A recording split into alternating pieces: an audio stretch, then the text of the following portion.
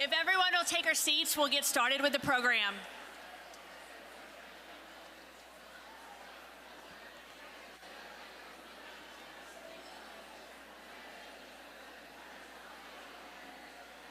All right. Good evening, everyone. I'm Heather Baker, president and publisher of AY Magazine, Arkansas Money and Politics, and the Mental Health Guide of Arkansas.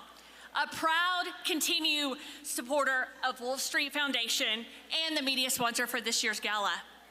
At AY Media Group, we are deeply committed to telling the stories that matter, the stories of resilience, of hope, and of transformation. And over the years, we've had the privilege of covering the incredible work of Wolfe Street. Don't they do incredible work, y'all? Don't they do incredible work? They do this across Arkansas to support individuals and families on the path to recovery.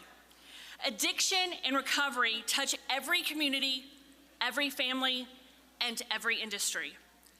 That's why shining a light on recovery through this media, through advocacy, and through events like tonight is so important.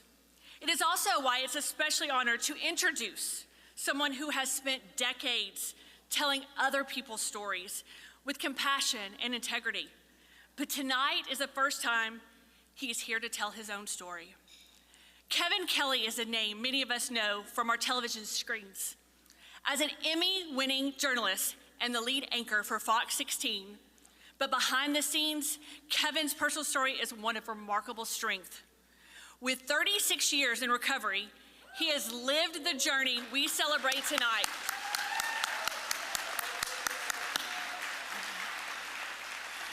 This is a journey of facing challenges, choosing hope, and committing to a better future. He shared glimpses of his journey in schools and in community events, especially through his anti-bullying campaign, and also in his feature in last month's AY Magazine. But tonight, in front of us all, Kevin will open up in a way that we've never seen before.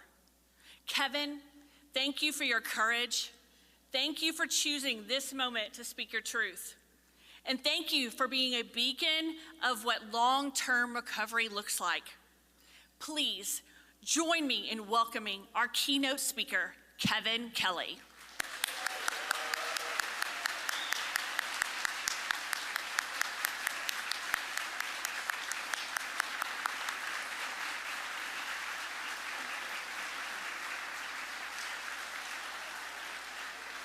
And before Kevin gets started, we did have the honor of interviewing him for AY Media Group.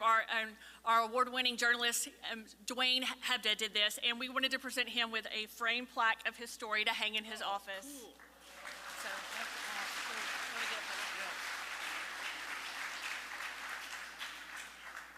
that's fantastic, thank you. That is so cool. I am digging that. Let me get the timer going here before we get into this party, okay? Before I even begin, I think we need to give a big shout out to the band. The silky, smooth sounds of Marquise Hunt. And I gotta be honest with you, and I have to quote my mentor, Ron Burgundy. You know where I'm going?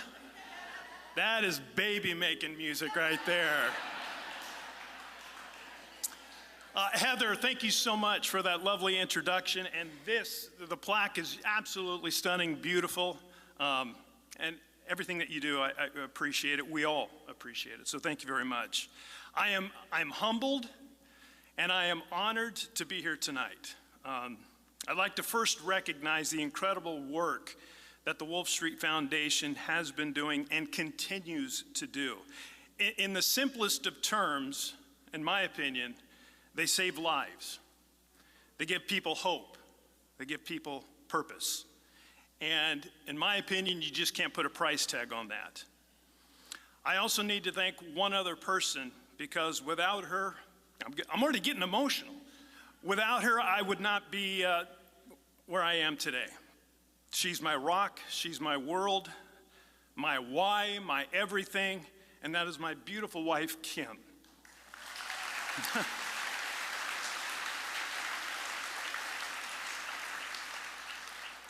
I also want to thank my son, Jack, for being here. I love you more than anything in the world, Jack, and it means the world to me that you took time to come here tonight, so thank you, son.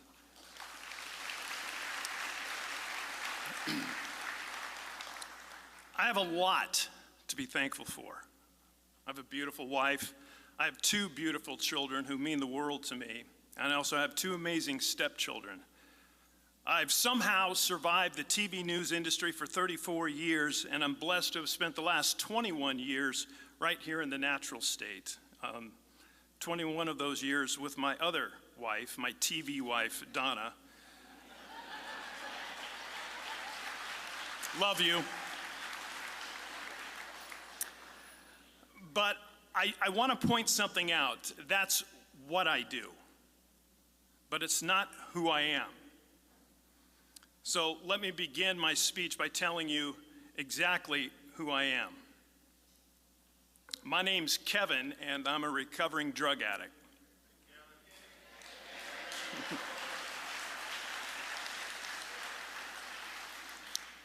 I forgot to set the timer, so bear with me. Laura, just wave and shut me down.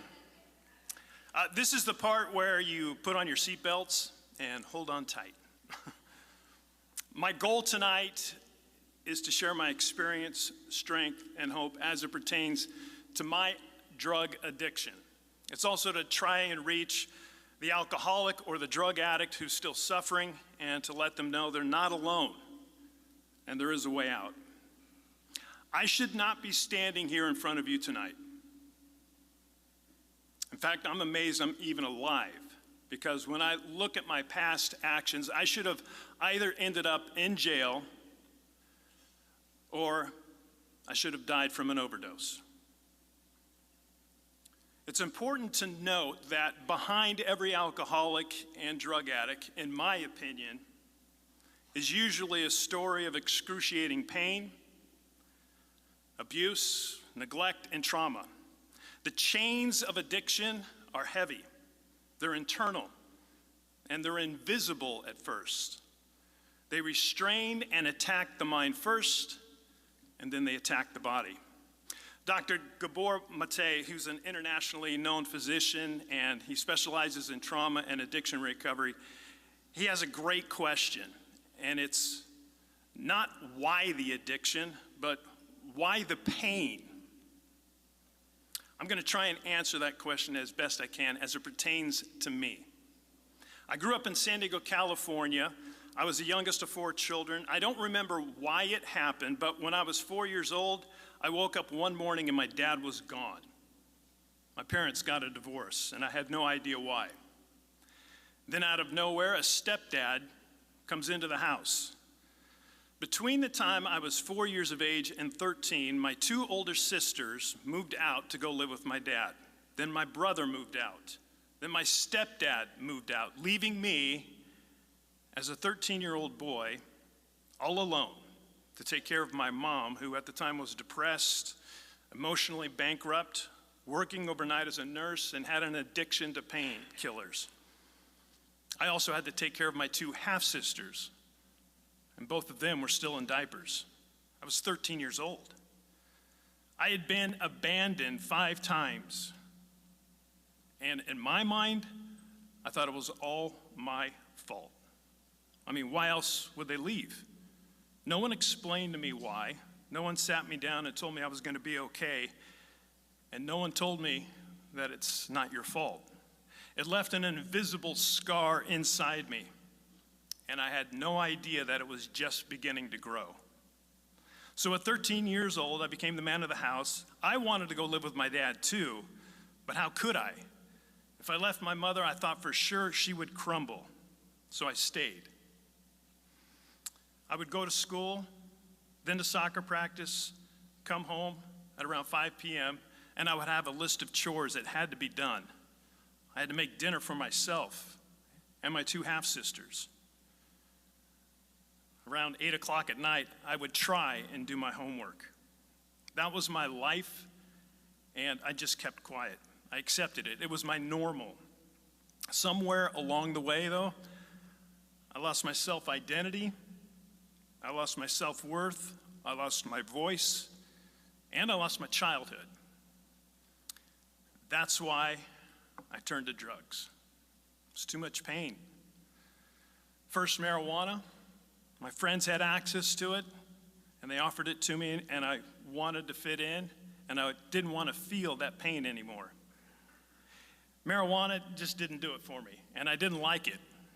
Alcohol obviously was available to me as well, but I didn't like how it made me feel, and I certainly didn't like the hangovers. So again, I was lonely. I wanted to fit in. I wanted to belong to something or someone, and I didn't want to feel any of the pain that I was feeling. But what happened next changed my life forever. I played a lot of tennis when I was a kid. I was 13 years old at the time, and I would go down to the local high school to play tennis and just hit a ball up against the cement wall. On this particular day, an older man was about 2 or 3 courts down, and he was doing the same thing. He eventually walked over to me and said, "Hey, do you want to go play some tennis out on the actual tennis court?" I wanted to be cool. I wanted to fit in. I said, "Sure."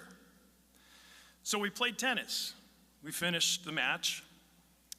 And then out of the blue, he said, "Hey, you want to smoke a joint?" Again, I wanted to fit in. I wanted to belong to something or someone. I said, "Sure." That's when he looked at me and said, "Well, I don't have it with me here right now. It's at my apartment, and I live right down the street."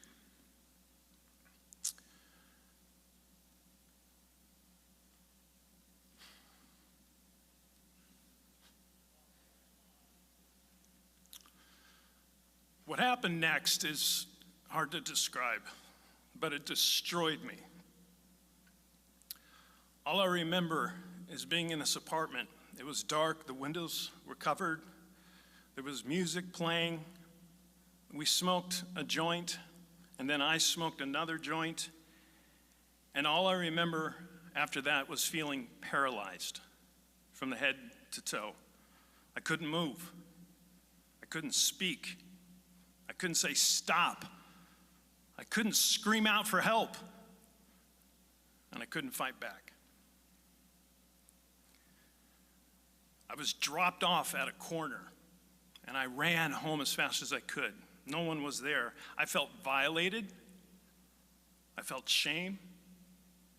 I felt guilt. And once again, I felt it was all my fault. I'm a 13-year-old boy. All these emotions just rained down on me and exploded inside me. It was unbearable. I had no one to talk to. My mom was not there. She was, but she wasn't. I thought no one would understand or care. And I mean, they all left. Everyone left me because it was my fault, right? So I buried it all. The abandonment, the sexual abuse, the feelings of rejection, not being wanted, unloved, unwanted, everything. That's what it felt like. 3 years later, when I was 16 years old, I was at a friend's house, and a bunch of us were in the back room listening to music. Out of nowhere, I hear this. And I look over, and a friend of mine, and he is a friend today, and he's clean, was chopping up some cocaine on this glass top. And he asked me if I wanted a line. I didn't even know what cocaine was at the time, but I wanted to be cool and fit in, so I grabbed that straw and I snorted that line. And in a matter of seconds, I fell in love.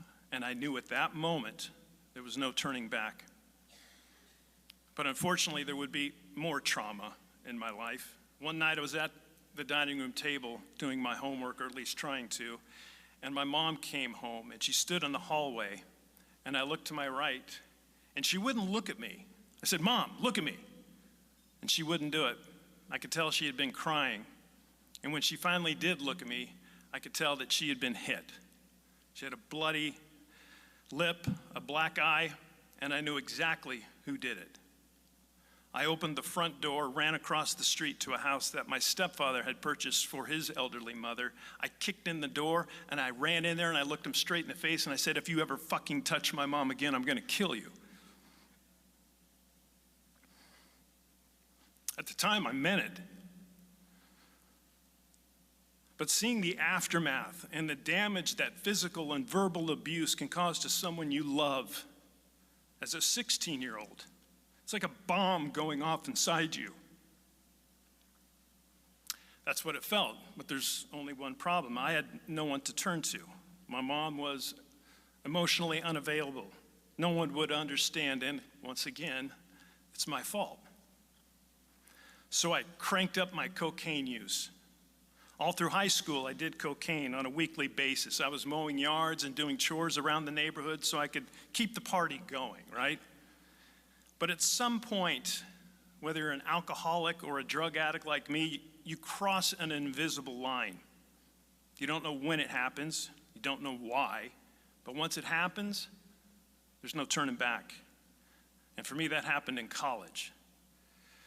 When I got to college, I ended up making both the men's soccer and tennis team. We ended up being state champions in both sports the 2 years that I was there. So there was a lot to celebrate, and there was a lot of cocaine.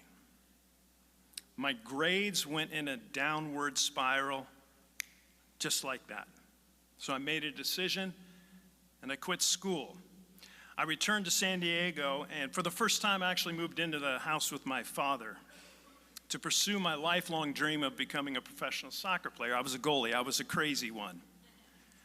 So I tried out for the San Diego Sockers, and I was playing on the reserve team. I didn't have a contract, but then one day on my way to practice, an 80-year-old man T-bones my car and takes my back out, and just like that, my dreams were gone.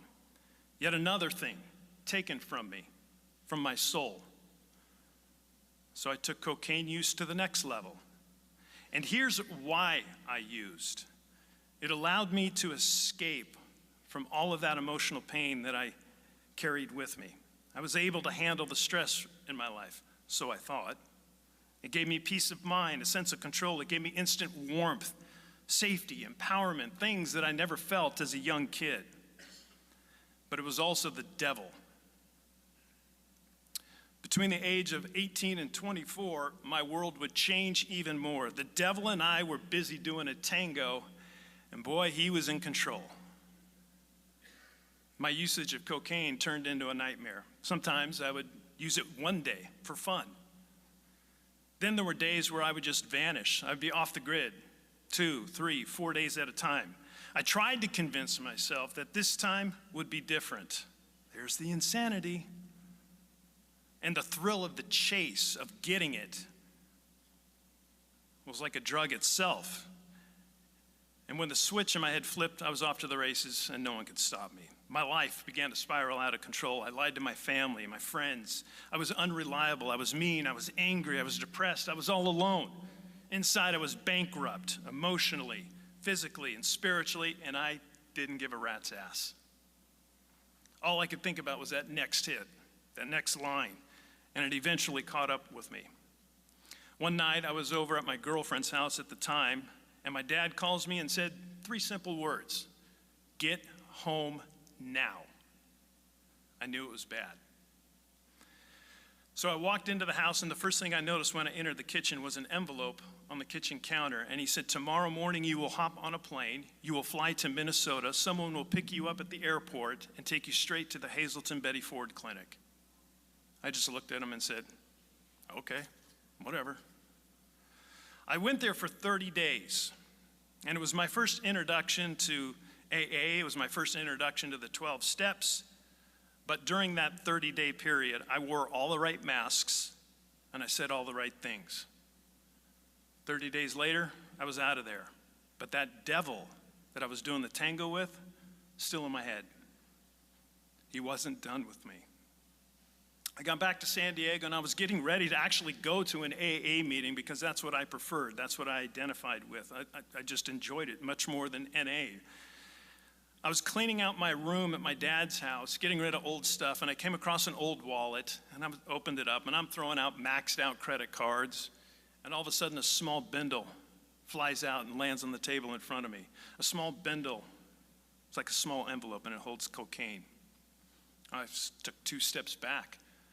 I was in shock. I'm like, surely it's empty, because when I used cocaine, I used it until there was no cocaine left. Took 2 steps forward, opened that bindle, and man, that thing was packed. Didn't hesitate. Took a line. 10 seconds later, another line. And then 10 minutes later, that cocaine was gone. And I still made an effort to go to the meeting. Insanity. Of course, I never made it to the meeting. I pulled over to the nearest payphone, called up my dealer and said, hey, I'm back. And he said, awesome, come on over. I was off to the races once again. When I came back from Hazleton, though, my dad did tell me this. He said, if you relapse 3 more times under my roof, I'm going to kick you out. Didn't take long for that to happen. One day of heavy using, I was driving and I wanted more cocaine. I had to get that next fix. And I look in my rear view mirror and I see a car following me. I'm like, that's strange. I would turn right, it would turn right. I turned left, it turned left. And then I looked again in the rear view mirror and I see this guy and it looks like he's on a walkie-talkie and I'm like, shit, the cops. They're after me, man. Turned around, went straight back to my dad's house, and I run into the house. I go into the bedroom and I'm looking through the curtains. I'm like, they're out there. And I run out into the hallway, and my dad's there. And I said, Dad, the cops are here. They're right out there. In that gold car, you can see the guy. And I turn around and look at my dad, and he's speechless. I've never seen my dad cry.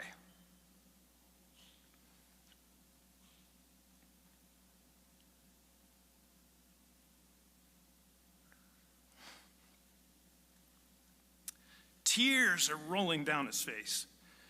And he looked at me and he said, son, there's no one out there. I said, what are you talking about? They're right there. Can't you see them? And once again, he looked at me and said, there's nobody out there. There's no car. And here's the insanity part of drugs and addiction. You would think that would be a wake-up call for me, that I would finally realize that I have a problem. Didn't even faze me. My dad was a man of his word. He kicked me out of that house. And it was one of the greatest things he ever did, and it was probably one of the hardest things he ever did. Think about it. As a father, the pain I must have put him through had to be unbearable. The anxiety I caused him, not knowing where I was or what I was doing. Was I in jail, or was I in a hotel room dead?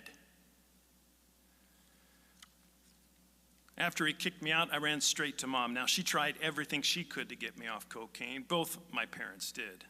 Didn't work. It had to be my choice, my decision, my time, and there had to be a rock bottom. March 22nd, 1989, literally the day before my birthday, I was in a hotel room. I had been on a 3 or 4 or 5 day binge. I was off the grid. Nobody knew where I was. The curtains were drawn. Everything was dark. I put a maxed out credit card on the doorknob because if somebody tried to enter the room, they would have to turn the doorknob and the credit card would fall and hit the tile floor below. And in my mind, it was like, oh, I can escape now. Talk about insanity. I was hunched up in a ball in the corner of the room. I could see people in black silhouettes walking back and forth. I was terrified, sweating profusely, thinking, this is how I'm going to die. I hadn't eaten a thing. I had lost probably 20, 30, 40 pounds. And then out of nowhere, red and blue lights light up this dark room. And I hear, come out with your hands up. I'm like, shit, this is it. I walked over to the door. I looked out the peephole. I could see cops out there. They had the guns drawn. I closed my eyes, put my hands up, walked outside, opened my eyes, and there's no one there. But just as vivid as you can see me right now, and just as vivid as you can see the person next to you right now, that's how realistic this hallucination was.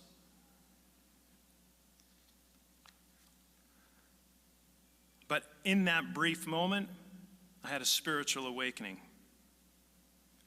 In just a few seconds, I finally realized this is not the life I want to live. This is not why God put me on this planet. And I also realized that God was with me every step of the way, protecting me. I walked back in my room, I picked up the phone, I called my dad and said 2 words: I'm ready. The next day, he dropped me off at Rancho La Brea, a recovery center way out east of San Diego. I got there and it felt and looked like a resort.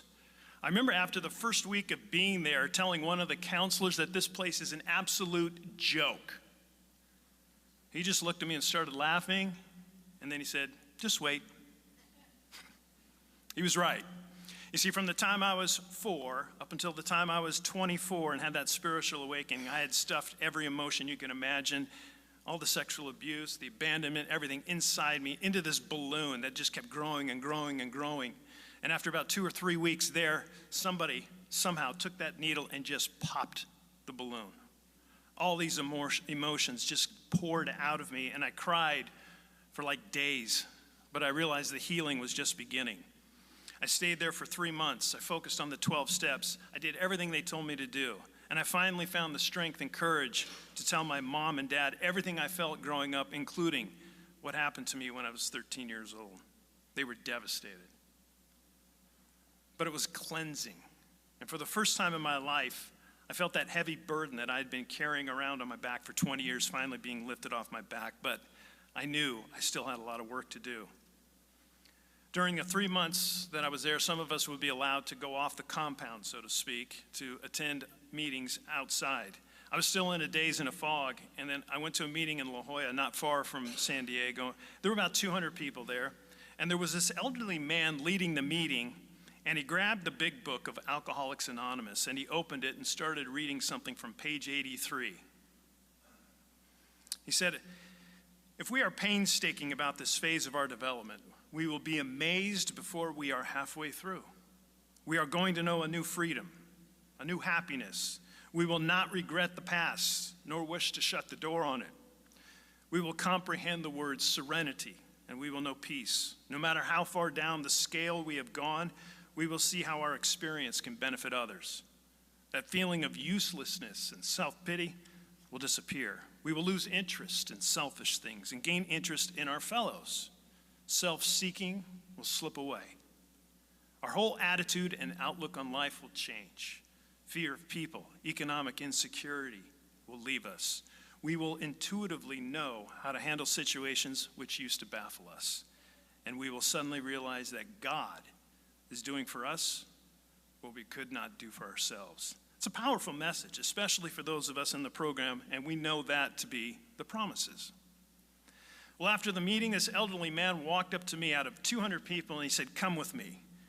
We went out into the alley to have a cigarette, and he got right in my face, and man, this guy is nuts. This guy is crazy. And he said, you were the only one who was listening. And I'm like, he's really crazy. But then he said 3 words over and over and over again that changed my life. He said, I promise you, I promise you, I promise you. If you do what I say and you keep coming back, all of your wildest dreams will come true. No one had ever promised me anything. It just hit me in the gut, and I wanted what he had. I wanted that sparkle in his eye, that inner peace. I wanted those promises to come true in my life. So Walter, right there, became my sponsor, an accountability partner who was on speed dial, a person I could count on to be there for me, to call me out my bullshit, to set me straight, to guide me and help me with life, with recovery, and with my inner demons. I'd call him every day, and he would give me assignments that I would do religiously. And after 3 months at Rancho La Brea, I had to make a choice: go back out into the real world or go to a halfway house for another 6 months. I didn't trust myself, even though I had 3 months of sobriety at that time, so I went to the halfway house. And when I arrived, it was eye-opening. I mean, you saw people coming at you down the hallways of this recovery center, and I was like, what am I doing here? I'm thinking I better turn around and run as fast as I can, because they looked like they were in a bike or a biker gang or members of gangs. They had rap sheets. I mean, they terrified me. Turned out they were some of the nicest people I've ever met, and we shared a lot in common. They too had invisible scars. They wanted to know what peace was like. They wanted the madness in the head to just stop. They wanted to feel loved, to be recognized, to be accepted, and so did I. The recovery center taught me how to be responsible for the first time in my life. I mean, there were rules that had to be followed, meetings that had to be attended, chores that had to be done to perfection. We had to have a job. We had a curfew. We had to attend meetings, and if you used or failed a drug test, you're out. That's it. I followed all the rules, and this time I was not wearing a mask or saying all the right things. I spent most of my life, or free time I should say, going to meetings and spending a lot of time with Walter. I met with him 2 to 3 times a week, one-on-one. We'd go over each of the 12 steps word for word. That quality time and poring over those steps changed my life forever. I'm not going to go through each one of the 12 steps that saved my life, but I am going to mention just a few of them before I wrap things up. Step 1, as many of you might know, says we admitted we were powerless over alcohol or drugs and that our lives had become unmanageable. The first word jumped out at me: we. Doesn't say I, it says we. Keep in mind, I'm still like 3 or 4 months sober, so I'm trying to figure all these words out and what they mean to me. But for the first time in my life, I realized I wasn't alone. Admitting I was powerless over drugs or cocaine, that was easy. Had no problem with that one. Step 2 said, came to believe that a power greater than ourselves could restore us to sanity. That was a hard one. I was pissed at God. I mean, what kind of God will put me through all that insanity? What did I do to deserve this? The pain, the misery, the heartache, the loneliness. But step 2 makes no mention of God. It says a power greater than ourselves. That I could grab onto. Who has more power than I do? Well, the answer was simple. It was the people who attended the AA meetings. They had long-term sobriety under the belt. They had that sparkle in their eye that I wanted. People just like my sponsor, Walter. He always told me to stick with the winners. So I did. I showed up early to meetings. I volunteered to make coffee, got donuts. I spoke when I didn't want to. I stayed late. I put up the chairs. I cleaned the tables. It was humbling, but necessary. Slowly but surely, I started to feel better about myself and my life. And then step 4 came around, which says, made a searching and fearless moral inventory of ourselves. That's a demanding step. It required me to finally be brutally honest with myself, and Walter and I spent months poring over that, going over the emotions, the feelings, the why, the how. It wasn't fun, but in the end, it was worth every tear I shed. With Walter's help and those who attended the AA meetings that I was at, I learned it wasn't my fault. I learned I suffered a lot of trauma at a very young age, and the trauma was the root of my addiction. I understood more why I used cocaine. I learned that I suffered from PTSD, from being abandoned, from the sexual abuse, and so many other experiences that I went through. Steps 8 and 9 scared me to death, but to find that serenity and the inner peace, I had to do them. Step 8 says, made a list of all persons we'd harmed and became willing to make amends to them all. When I looked at that step, it occurred to me that I might be one of the lucky ones, because when I used drugs, I was a loner. I did it all by myself. I didn't go out to bars. I went to a hotel room. I was by myself. I went to a room. There was nobody else around. So the list of people I had harmed wasn't as long as I thought it would be, but I still had to make amends to them all, which takes me to step 9. You make direct amends to such people wherever possible, except when to do so would injure them or others. I apologize to everyone on the list And for those I couldn't apologize to face, I wrote letters. The majority of them accepted the apology, but there were some, nope, wanted no part of me, and I understood why. I also had to apologize to myself, to that little boy, and I told him that you are wanted, that you are loved, that you do deserve peace in your heart and your soul. And most importantly, it wasn't your fault. The road to, the road to recovery is never ending. There's always more work that needs to be done. And that I should never forget the past or where I came from, because I could lose everything just like that. I love step 10, continue to take personal inventory, and when we're wrong, promptly admitted it. I do it daily. When I make a mistake, I try my best to own it. I try to hold myself accountable, to be a man of my word, honest and vulnerable. And when I make a mistake or hurt someone, I now have the courage and confidence to apologize for it. Am I following all these steps perfectly? No, but I try. My wife and kids know that. I'm still broken inside. I'm still healing. I'm still baffled and confused and have many flaws and triggers. I mean, there are days when I wake up depressed, unmotivated, or in a state of fear. In fact, there are times and moments when I have nightmares and wake up feeling high on cocaine or even paralyzed, screaming, unable to move, just like that little boy, that 13-year-old boy. The difference, though, is now I have a team of warriors. That's for you, Donna. That are with me at all times. I have a loving and caring God that I turn to whenever I need him. I have an AA toolbox that I carry with me 24/7 that's packed with prayers and solutions. And on my phone, I have more than 50 fellow AA members that I can call anytime, no matter what, especially if I need to vent or if I'm in trouble.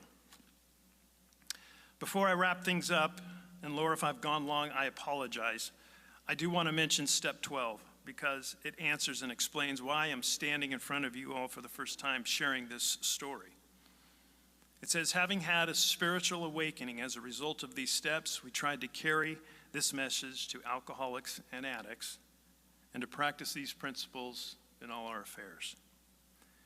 To keep this incredible and beautiful gift that I have been given, I have to give it back tenfold. I must never forget where I came from, what I've experienced, and how far I've come. I have to give it back because tonight as we speak, someone's struggling or knows someone who is. AA saved my life. Recovery centers just like the Wolfe Street saved my life. And I will leave you with this final thought. The promises that I talked about, they do come true. I am now amazed. I now have a new freedom, a new happiness. I do not regret my past. I now have serenity and peace and no longer feel useless or alone. God is in my life and always has been. So if you're hurting, if you're lonely, and you can't stop the wheels of addiction from spinning in your mind, if you're sick and tired of being sick and tired, and if you're tired of being in the dark and hurting yourself or others, I'm here to tell you there is hope. There is light on the other side. And I will add this. I may not know you. I may not know your story or the pain you might be feeling tonight. But I do know this. I care about you. I would not be here if I didn't. I am here for you. Everyone in this room is here for you. The Wolfe Street is here for you. All you have to do is say two simple words. I'm ready. And if you do that, I promise you,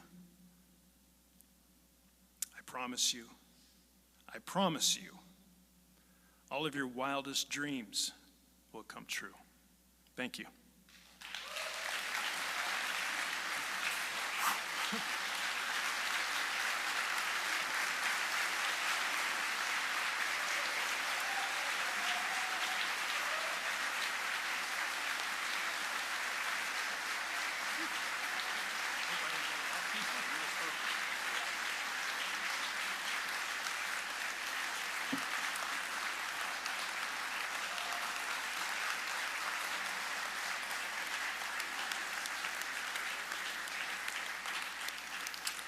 Wow.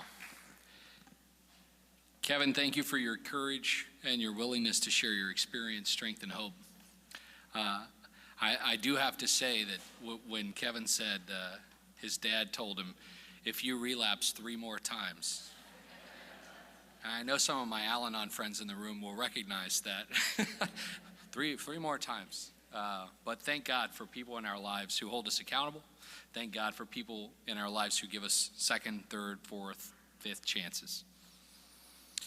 I'm sure I speak for everyone when I say we now know an entirely different side of a man we've all seen on our TV screens, and we're grateful for it. I'm often struck by the power of these recovery stories. When I started at the Wolfe Street Foundation almost 4 years ago, we were in the middle of kind of an evolution. And so I traveled to Virginia to look at another organization that was making this, that had made this change in their programming. And it was really powerful because I walked into the door and the person who greeted me at the front door was somebody that was in the program. And they were volunteering their time to greet people as they came in. And the staff member came over to show me around the space, and I said, how'd you hear about this place? They said, well, I went through the program. And the next person, and the next person, and then all the way up to the CEO. Well, I graduated from the program. And I thought, how powerful will it be when I can go home and we can work together to continue pursuing our traditional mission, but forge a new path and create a program that's strong enough to staff this place. Tonight, I'm really proud to say I get to work alongside some of our program alumni every day. Let's turn our attention to the screens for a look at how these stories have come full circle.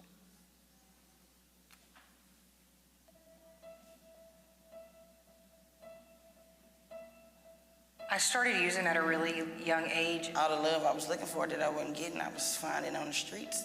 I felt a little different than all the kids, not fitting in and not having, a crowd to belong to. I was doing things that was out of my character. I would go to jail for 6 to 9 months. Within a month or 2 of being out, I'd be back down to 180, not sleeping, not eating.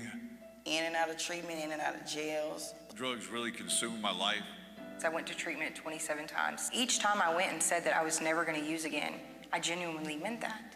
I had kids, but that wasn't enough for me to change my life. I was too far gone. I was just sick and tired of being sick and tired. Being alone and hopelessness, like, I really didn't know what I was going to do after prison. I didn't have nowhere to go from there. I was just ready for a change. I knew I was fixing to be sex trafficked. This guy looked at me in my face and said, I should have sold you already. That was the moment. You can talk about doing all these big things, but until it's time to actually do it, it's just a scary feeling. Each time is different, but this time was really different. I walked in there with 3 goals. The first one was to build an intimate relationship with God. The second was to figure out who the heck I was. And the third one was then to work on my family relationships with my children and with my family. I was arrested in August of 22. I was really rescued more than anything. It wasn't until about a week into my stay at that treatment facility when God met me. That's when everything changed. I found Wolfe Street by the grace of God. It changed my whole life. I knew that something had to be different, that I needed to continue my care. At that point, I just knew that I had nowhere else to go, so I needed to find me a bed somewhere. Candace? All right, come on. Wolfe Street's been a big part of my life since that day. One of the best things that ever happened to me. I gained a lot of tools and information and worked through a lot of trauma that I didn't realize had been fueling my addiction in the first place. I spent a lot of time in my addiction doing things wrong, so it felt good to come out and do something right. I heard that Wolfe Street was opening a house, and I applied for Wolfe Street a week into that, and I was accepted. You think you're just going from one spot to the next, but when I got to Wolfe Street and I seen my apartment, I was like, wow, this is going to be my place. Like, this is where I'm going to recover and move forward from. I went from feeling overwhelmed to, okay, I can do this. It was just beautiful. I felt safe.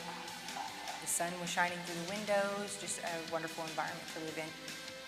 Mentally and emotionally, it was the best thing I did. 10 times more amazing than what I had actually expected them to be. I'd never lived in anything so nice. The way that everything just kind of clicked into place, the support that I got. I actually started investing in myself. Upon coming to Wolfe Street, I really didn't know what a peer support specialist was. I can remember the women that I looked at, and it's like, I want what they have one day. These were all our peer specialists, are And I want to be able to do the things that they do, and that's actually why I became a peer support specialist. It made me feel comfortable to have somebody that can relate to me, because at first I didn't know what to expect. I thought it was like an authority figure. I thought it was like another PO. Seeing their passion and how the enjoyment that they got from being able to share this experience with others, I knew that that's what I wanted to do. Giving back, being able to help somebody who was so freely given to me is a really important part of recovery. Like, you need that to know that you're not alone. You need to know that there's other options out there. You need to know that Wolfe Street got you. Like, if you have nowhere else to go, we got you. Never give up hope. Like I said, I went to treatment 27 times, and it was just the 27th time that it took for me. They see that I am not only sober and working a recovery program, but that I am happy and I'm living a fulfilling life. Being able to be in that bubble to say, hey, I'm here to help you and support you, whatever that looks like, that's a really powerful thing to me. Like, that's what get me my fire from recovering. Every day that I go to work, it still blows my mind that I get to work in a place where I've been incarcerated so many times. It feels like a full circle moment. I feel like I've accomplished something in my life. I never celebrated the milestones, but here I am today. I'm a peer support specialist. I'm working for Wolfe Street. I've been through the housing. I got a call from Justin, and they proposed a position for me as a recovery housing specialist. How are you? It's wonderful to be able to serve other women and put them in beautiful housing and this safe place like Wolfe Street had given me.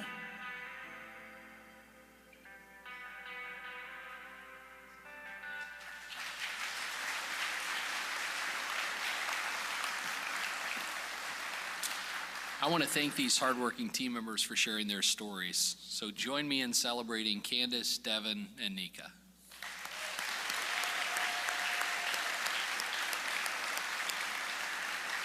Tonight, we celebrate how far we've come, and we reflect on why this work matters more than ever. Wolfe Street has always been about connection. It's written in our core values. Remember where we came from. Connect people to the pack. Believe in the power of human potential. We remember where we came from, our roots in lived experience. Each of us has a story, a reason we care. So whether it's your own recovery, someone you love, or simply the belief that people deserve a second chance, you're here because this mission matters to you. And across Arkansas, that mission is growing. Today, our peer recovery support specialists, people with lived experience, training, and certification, are walking beside individuals and families in their recovery journeys. They're working in Pulaski, Garland, Conway, Johnson, and White counties. And through our alliance partners, we're reaching even further. Benton, Washington, Sebastian, Miller, Jefferson, Craighead, and Lawrence counties. I know I have some board members in the room. Don't let your eyes get too big. We'll talk about it next month. From jails to courtrooms, hospitals to clinics, community centers to recovery homes, our team is there, connecting people to hope, resources, and to each other, because we know something vital. Isolation is deadly, but recovery is possible when we do it together. We've also expanded access to safe, supportive housing. Our nationally certified recovery residences now offer 46 beds for men and women rebuilding their lives. And through the Arkansas Alliance for Recovery Residences, an initiative that we helped launch, over 300 beds across the state have been certified. That means people have real choices, not just any bed, but the right program, one that supports real recovery. And by the way, we're going upstream. When we learned that 1 in 10 12-year-olds in Arkansas are using substances, we knew we couldn't wait. So with help from our friends at the Blue and You Foundation, we launched the Youth Empowerment Project last year, the state's first prevention and recovery program for teens.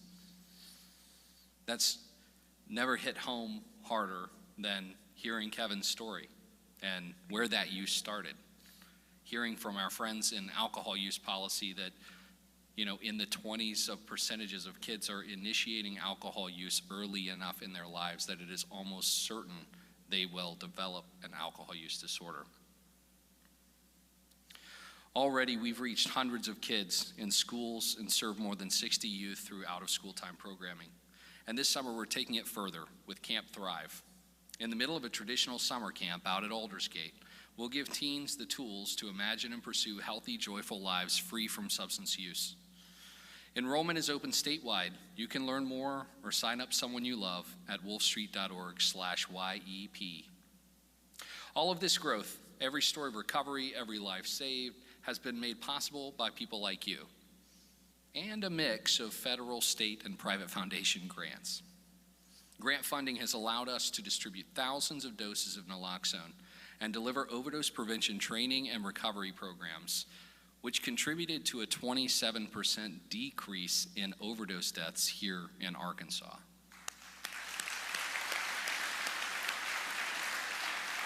And that's something to celebrate.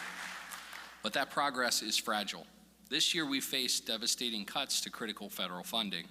And while we could get lost in the politics, we will not tonight. Because the truth is, the difference won't be made in Washington. The difference will be made right here by people who believe that hope is worth investing in, that recovery is real, and that our community can rise together stronger than ever. To quote Archbishop Desmond Tutu, there comes a point where we need to stop just pulling people out of the river. We need to go upstream and find out why they're falling in. So tonight, we give you a chance to go upstream with us. It's easy to scroll through bad news and feel helpless, but tonight, you can do something powerful. You can fuel this work. You can help someone find recovery. You can change a life. So please join us in this mission. I'm going to switch to the handheld mic now because it's more approachable. So we heard about the incredible contribution from state opioid settlement funding that Attorney General Griffin has made. And I want to invite you to be part of that as well. Hey, Galen. How are you? You're doing well. Well, thanks. So at this point in the program, we're inviting all of you to join the Attorney General and some other generous donors who have provided matching donations. So our first match is for $10,000. So we've got the thermometer up on the screen. Galen's my Vanna White. Oh, you're doing fine. I'm fixing to ad-lib. Yeah, we've got the thermometer on the screen and need to hit $10,000 to unlock a match. $10,000. $10,000. Now, what will that do? Well, I mentioned that we're doing Camp Thrive later this summer. And Camp Thrive is going to cost us about $20,000 to provide unfettered access, whether someone can afford that camp or not. So I'm inviting all of you to join us in hitting this match, unlocking $20,000 to support that effort. Is there anyone in the room who can make that match? That's a big place to start. That's a good place to start. Yeah. You know, not everybody gets the opportunity to participate in like the silent auction or the live auction. Yeah. But this is an opportunity for everyone to participate. That's right. No matter how big, how small. That's right. Because it all adds up. So we want to see that thermometer bust. We're at $1,814 and it hasn't changed. So get to punching those buttons on those phones. Oh, you know, that's a good point, Galen. Everybody find the program on your table and hold it up. There is a QR code on there to donate. There's a QR code on there to bid in the silent auction, which closes out there it is, right at there. 8:40. So you have about 15 minutes to get your final bids in. Now you can also check your cell phone, check your text messages. There's a personalized link in there that you can click to make a donation as well. And we'll see these live as they come up. So let me do it this way. Are there maybe two people in the room who can make a gift of $5,000 to help us hit that match right off the bat? Yeah, we need somebody to raise their hand. $5,000. Anyone to raise their hand?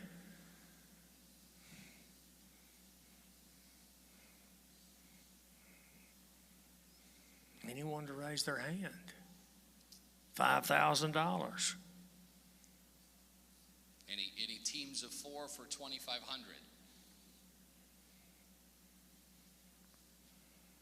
Come on, folks, we've got matches to make. I've got a $10,000 match. I've got a $5,000 match. I've got a $2,500 match. So can anybody in the room give a $2,500 gift to meet that first match? $2,500 match, guys. All right, some donations are rolling in. Thank you for taking initiative to hit that We're button. doing better.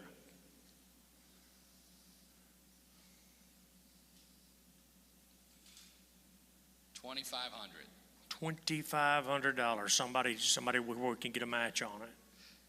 This is a reverse live auction. I agree, right? Yeah. How about any gifts of $1,000 or more? Is anyone in the room? Right here's Thank you 1,000. very much. Right Thank there. you. Antonio's going to come Thank and help you. make that gift. Thank you very much. So 9 more of those. No, I'm kidding. Is there anyone else in the room who would Anybody make a gift? $1,000? We just need $1,000 bucks. Yeah, a gift of $1,000. I don't care if we got to pitch the, I see we got one to right pass the there hat around. in the back. Right there. Some will come with a device to help you make that gift. Anybody, let's see, what does that mean? We need $156 to hit our first match of $2,500. We're getting close to that. We're going to get Getting that close. before we walk off the stage. Somebody put in $156. Right there's $156. Exactly. So that'll give us a $2,500 match. There it goes. Oh, we're so close. Okay. There we go. Now we got it adding. They're adding it up. It's doing fine. Yeah. We're getting close. All right. I'll tell you what, if you're willing to give a gift of $500 or more, would you waive your program and we'll come around and help you make that gift? Right here's 500 right there. We got 500 all over everywhere. There's 500. There's 500. Y'all hold them up high. Hold them up high. We got 500 over here on the right. All right. Oh, right here. Thank Right you. here? Okay. If we don't get to you with a device, see us at checkout. We'll make sure that your gift hits that. Okay. That's our first match. There we go. $2,500. Bang. Yeah. Let's give a hand clap for $2,500. Hold your cards up high for $500. Right back here in the middle back. Right back here. $500. We got 1, 2 right over here. Where's our assistants? They are making the rounds. Okay. 5